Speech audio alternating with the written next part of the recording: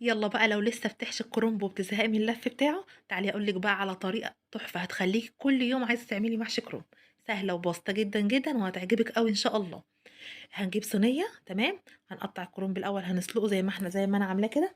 وهتفردي بقى كده من تحت في الصينيه من تحت كام ورقه كده من تحت. انا حطيت 3، لو انت حابه تحطي ازيد براحتك جدا مفيش اي مشكله. تمام.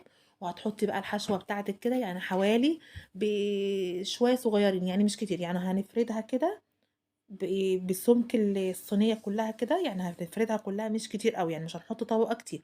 ولو برضو حابه تحطي طبقه ياما مفيش اي مشكله برضو. تمام. انا ما حطيتش كميه رز كتير، وما حطيتش برضو ورق كتير، حطيت من تحت 3 ومن فوق 3، من فوق 3 ورقات ومن تحت 3 ورقات. وطبقه الرز كانت مش كتير برضو. بس كده وخلاص. وهعمل ايه بقى؟ هكون مسخنه الشوربه بتاعتي، وهحط بقى كده على وش الصينيه بالطريقه اللي انتوا شايفينها دي كده. وهسويها على البوتاجاز، وبعد كده هدخلها الفرن. تعمل ايه بقى؟ تاخد لون كده حلو بطريقه تحفه جميله جدا، هتعجبكم قوي، تشرب كويس جدا.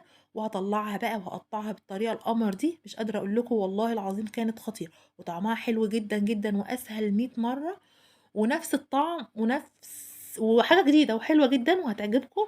جربوها، حلوه قوي قوي. جربوها لو مستعجله ونفسك تاكلي كروم وعايزه تعمليه ومش بتحبي تلفيه او بتتخانقي من طريقه اللف بتاعته، اعمليه بالطريقه دي وهيعجبك قوي.